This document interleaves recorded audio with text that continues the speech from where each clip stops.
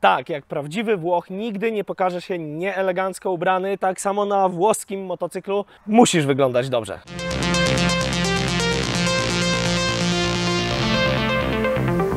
Zapraszam Was, kochani, na odcinek o Ducati Desert X.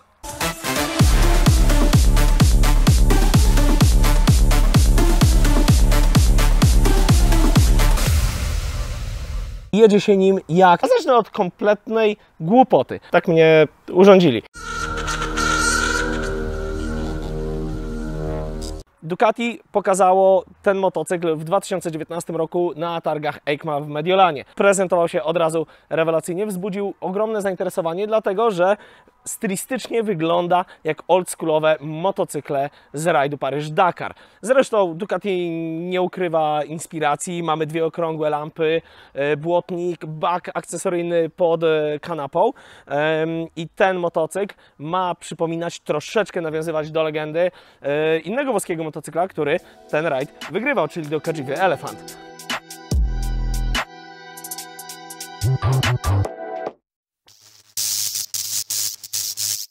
Oczywiście to kwestia gustu, ale moim zdaniem Desert X jest chyba najlepiej prezentującym się sporym, dużym motocyklem adventure i zadbano tutaj o wiele detali, wiele szczegółów. To jest akcesoryjna kanapa, ale kanapa, całe body, obłędna czasza, ten piękny tutaj błotniczek, zadupek, te wszystkie elementy super ze sobą współgrają. Oczywiście nie ma sensu tutaj mówić o jakości wykonania tego motocykla, bo jest z najwyższej półki. Warto zwrócić uwagę na jakże piękny satynowy lakier. Jeździ oczywiście świetnie w terenie i trochę go utytłałem, ale jest to pierwszy motocykl terenowy, który moim zdaniem lepiej wygląda czysty. Zawieszenie Kayaba, przód, tył w pełni regulowane. Robi super świetną robotę i naprawdę da się tym motocyklem zasuwać bardzo szybko po nierównościach. Jednocześnie jest wystarczająco stabilny. Jest to jeden z bardziej stabilnych i dobrze prowadzących się dużych motocykli na 21-calowym kole po asfalcie. Mówimy tu o maszynie z fabryki w Borgo Panigale. Te motocykle muszą jeździć super po asfalcie. Wracając do tematu. Mamy zawieszenie Kayaba w pełni regulowane. 21 cali z przodu, 18 cali z tyłu. Oczywiście bezdętkowe felgi, czyli rewelacja. Silnik, jaki mamy tu zastosowany, to oczywiście V2, a w zasadzie L2, czyli 90 stopni kontrrozwarcia, 937 cm. Jednostka znana z innych modeli Ducati, takich jak Multistrada V2 czy Super Sport. Dostarcza nam 110 koni, 92 Nm. Całkiem nieźle, bo już przy 6500 obrotów. I jeździ się tym silnikiem naprawdę zacnie. Wymiary i masy. Jak widzicie, motocykl jest względnie rozsądnego gabarytu, nawet przy takim pokurczu jak ja. Od razu powiem tak, mam 1,70 m w butach, bo pytacie za każdym razem pod filmem. Kanapa 875 mm, ale w standardzie, nie ta jest z pakietu Rally i jest 2 cm wyższa, niestety, tak mnie urządzili. Motocykl waży 202 kg, zaledwie, na sucho, oczywiście bez dodatków, 223, gotowy do jazdy z płynami i paliwem, z wyłączeniem baku pod tyłeczkiem. Tutaj w ten bak zabiera dodatkowe 8 litrów paliwa. Jak na bardzo współczesny motocykl przystało, oczywiście Desert X jest wyposażony w cały malutki komputerek i nie będę Wam tutaj wszystkiego opowiadał, ale muszę wspomnieć o tym, bo za to uwielbiam włoskie motocykle. To, jak oni projektują elektronikę. Mamy tutaj oczywiście mnóstwo trybów jazdy. Te tryby są edytowalne. Oprócz tego ta elektronika to wszystko pamięta i możemy sobie włączać i wyłączać ten motocykl. I jeśli ustawimy się w trybie, dajmy na to enduro czy rally, ustawimy sobie siłę hamowania silnikiem, ustawimy sobie kontrolę trakcji, wheelie control i tak dalej, włączany ABS, ten motocykl zapamięta, w jakim trybie sobie jeździmy i po kolejnym uruchomieniu znowu będzie dalej w tym samym trybie. Wyłączony ABS, zapytacie? Mamy oddzielny guziczek, który wystarczy tylko chwilę przytrzymać i ABS jest deaktywowany. Niestety trzeba się do tego zatrzymać. No to taki minus, ale poza tym uwielbiam elektronikę w nowych włoskich motocyklach. To, jak ona jest skonfigurowana, wiecie, frontem do użytkownika. W pakiecie Rally dostaniecie to siedzenie, które jest niestety, jak mówiłem, podniesione o 2 cm. Dostaniecie też ten bak. Robi bajerę. Nie oszukujmy się, ten bak robi mega bajerę. Prezentuje się, usłyszałem takie słowo, szpanersko. Nie wiem. Mi rzeczywiście przywodzi na myśl stare motocykle enduro, które brały udział w rajdzie Paryż-Dakar kilkadziesiąt lat temu i faktycznie to ma taką stylówę. Czy on jest taki do końca niezbędny? Na pewno dodaje trochę zasięgu i razem z przednim bakiem jesteście w stanie wykrzesać stąd blisko 500 km, nie? W pakiecie Offroad i Rally dostaniecie właśnie ten bak, inną kanapę, dostaniecie gmole, dostaniecie inną płytę pod silnikiem. Tu akurat płyta pod silnikiem jest totalnie standardowa. W pakiecie offroadowym są fajniejsze handbary, bo te, wiadomo, jak wszyscy producenci dzisiaj, są po prostu wiatrołapami. No ale wiecie, bajery bajerami, grzane manety, szyby turystyczne. Dzisiaj praktycznie od każdego producenta jesteście w stanie dostać wiele akcesoriów fabrycznych. Pytanie, jak się tym jeździ? Zaczynamy od jazdy szosowej. Motocykl pochodzi z fabryki Borgo Panigale, jak wspomniałem, i te motocykle muszą jeździć rewelacyjnie po drodze. Prowadzi się nienagannie, jeździ, ok, wiecie, jest 110 koni, więc to nie są potwory jak niektóre multistrady po 170, ale jazda jest bardzo dynamiczna i pierwsze wrażenie, jakie miałem, jak wsiadłem na niego, to to, że kurczę, budzi respekt i siedzi się naprawdę wysoko. Nawet jak się podjeżdża albo mija się samochody, to kierowcy też ten respekt trochę przed tym motocyklem czują. No oprócz tego wystarczy leciutko odwinąć i za chwilkę Was dosłownie nie ma. Ale umówmy się, słuchajcie, do jeżdżenia po asfalcie to są multistrady, a Desert X to jest tutaj po to, żeby cieszyć w adventurowaniu w pełnym wymiarze, czyli w offroadzie. Z dużymi motocyklami adventure jest pewien problem. Czasami są pozycjonowane jako maszyny totalnie offroadowe, a gdy bierzemy je na testy, okazuje się, że tak jak w reklamie i w rękach zawodnika, który urodził się na trialówce, te motocykle rzeczywiście robią niesamowite rzeczy, a w rzeczywistości pod przeciętnym ridersem to zaczynają się schody. Na szczęście z Ducati tak nie jest. Muszę się z Wami tym podzielić, bo tak zastanawiałem się, jedzie się nim jak co? I stwierdziłem, że jedzie się nim jak na białym niedźwiedziu. Czujesz respekt, jest wielki, jest milutki w dotyku, jest biały, wiesz, że jest tam kupę pazura, no i gdzie się nie pojawisz, wjeżdżasz cały na biało, nie? Natomiast jak sprawa ma się w terenie? Cholera, mam wrażenie, że jest to jeden z lepszych motocykli, jakimi jeździłem. Desert X nie udaje terenówki. To jest motocykl terenowy, który, jak będziecie to widzieli na przebitkach, naprawdę radzi sobie w miejscach, w których przeciętny człowiek nie ma tam ochoty wjeżdżać.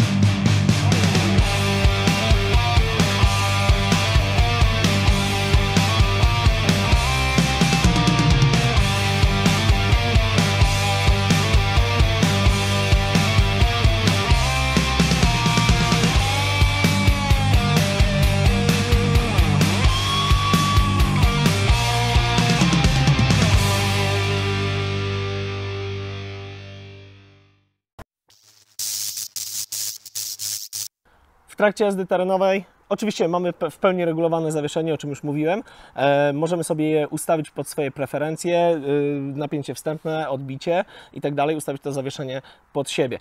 Silnik ma wystarczająco dużo mocy, wręcz nawet za dużo. I tak jak jeśli oglądaliście film o multistradzie V4 Rally, mówiłem, że tryb enduro to był absolutny miód i jeśli nie macie wystarczająco dużo doświadczenia, żeby doskonale wiedzieć i być świadomym tego, czego potrzebujecie i czego oczekujecie od motocykla, co chcecie zmienić, to tryb enduro w multistradzie był Waszym totalnym wybawcą.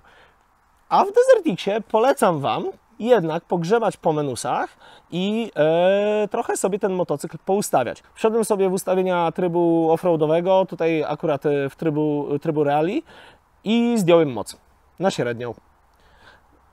Wiecie, 110 koni w terenie nie jest potrzebne i jeśli ograniczy się tą moc, to w tym momencie jesteśmy w stanie znacznie fajniej ją wykorzystywać w szerszym zakresie obrotów i tym motocyklem się zaczyna śmigać mega fajnie, bo nie głupieje od samego dołu i jesteśmy w stanie super kontrolować go w uślizgach, w podjazdach, w zjazdach.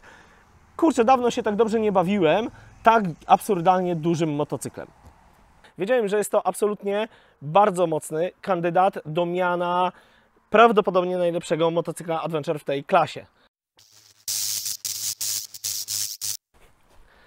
Ciekawa sprawa, która na pewno intryguje niejednego z Was, czyli ten akcesoryjny bak w pakiecie Rally i dodatkowe paliwko i co się z nim dzieje i jak zrobić, żeby trafiło do silniczka i zostało zjedzone i zamienione w kilometry frajdy. Otóż to działa w specyficzny sposób, bo motocykl nie pobiera paliwa z tego baku. Upsi. No to jak je wykorzystać? Otóż w taki znowu sposób, że w momencie, kiedy spalicie paliwo znajdujące się w baku głównym, w komputerze uaktywnia się funkcja transferu paliwa. Potwierdzacie, że chcecie przetransferować paliwo z akcesoryjnego baku do baku głównego i pompka, która jest zamontowana po tej stronie tego baku, przepompowuje te 8 litrów tam.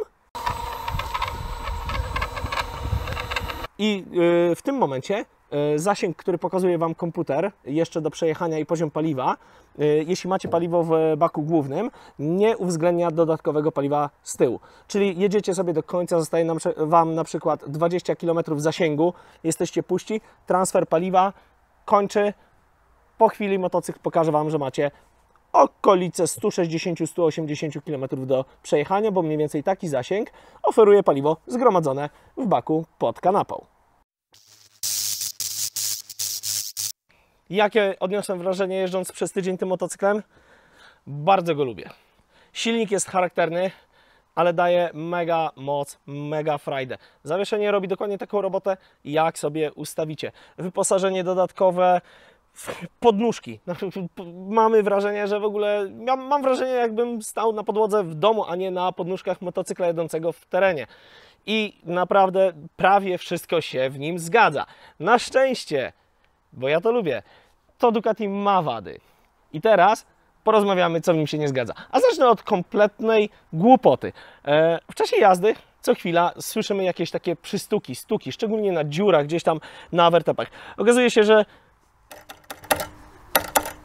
podnóżki pasażera są jakoś tak zrobione, że gdy są złożone, po prostu grzechoczą. Centralna stopka też grzechocze na wertepach. I to jest taki pierwszy głupi minusik. Minusem troszkę bardziej konkretnym jest silnik i jego szarpanie na wolnych obrotach. Poniżej 3000 obrotów ma taką kulturę pracy. Po prostu jeśli kupujecie Ducati z L-Twinem, musicie się na to pisać. One tak mają, więc w sumie nie minus. Minusem z kolei jest jednak działanie skrzyni biegów. Nie jest to najbardziej precyzyjna i najbardziej chętnie współpracująca skrzynia biegów, z jaką miałem do czynienia. Czasami potrafi sobie gdzieś tam nie znaleźć tego biegu, albo ze 2 razy miałem problem ze złapaniem luzu i jeździłem motocyklami z lepszą skrzynią biegów. Nie chcę, ale muszę usiąść na nim. A nie chcę dlatego, że ta kanapa też jest minusem tego motocykla.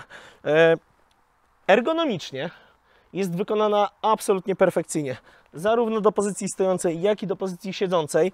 Jest tutaj dość wąska. Jednocześnie ma wystarczająco dużo podparcia pod naszymi 4 literami. Siedzi się na niej w pozycji bardzo wygodnej, nie podpiera gdzieś pachwin i tak dalej, ale jest diablo twarda. I ta jest akcesoryjna, ale kolega, który ma wersję z kanapą standardową, stwierdził dokładnie to samo, że jest po prostu twarda i tyłek boli. Zdecydowanie będzie to świetny pomysł, jeśli szukacie nowego motocykla do przesiadki z czegoś mega konkretnego, na przykład z Dzika 990 Adventure R. Bardzo, bardzo poważny kandydat do tego. Jest to motocykl dla kogoś, kto chce podróżować, ale ma naprawdę zacięcie i najlepiej trochę doświadczenia i wiedzy, jak wykorzystać potencjał takiego motocykla w terenie. Dlatego, że uwielbiam go za to, że on nie udaje terenówki. Totalnie jest terenówką i jeszcze dzisiaj dogrywaliśmy ujęcia, gdzie na hopie skoczyłem jakieś przynajmniej 11 metrów czy coś w tym stylu. I on po prostu to robi. Mimo że jest tak duży i wiele osób zakładałoby, że a dobra, wygląda jak rajdowy, bo tak ma wyglądać, bo ma stylowa się zgadzać, bo Paryż-Dakar, bo lubimy styl retro nawiązujący do starych motocykli, które miały ogrom duszy, albo czasem mieliśmy starą Supertenerę, Afrykę, czy coś jeszcze innego z 2 okrągłymi lampami i ten jest absolutnie przepiękny. Jest, a do tego zasuwa w terenie. Robi mega robotę. Jeśli macie tak naprawdę jaja, żeby go wykorzystać, to będzie robił rzeczy niesamowite. I jedyne co ja tak osobiście, personalnie, czego w nim nie lubię, to to, że jego gabaryt jest taki, że fajnie by było, jakbym wygrał na loterii fizyczności trochę większe gabaryty siebie, bo fajnie by było mieć trochę więcej, wiecie, siły mięśni jednak mimo wszystko, żeby się pobawić tym motocyklem jeszcze bardziej, jeszcze mocniej. Ale był to absolutnie świetnie spędzony tydzień z Ducati Desert X-em. Jeśli szukacie motocykla wyprawowego, motocykla, który zwraca uwagę, motocykla z charakterem, ze stylem i takiego, który zabierzecie w teren i on będzie tam robił naprawdę robotę, Desert X może być bardzo, bardzo poważnym kandydatem na najlepszy wybór, jakiego możecie dokonać.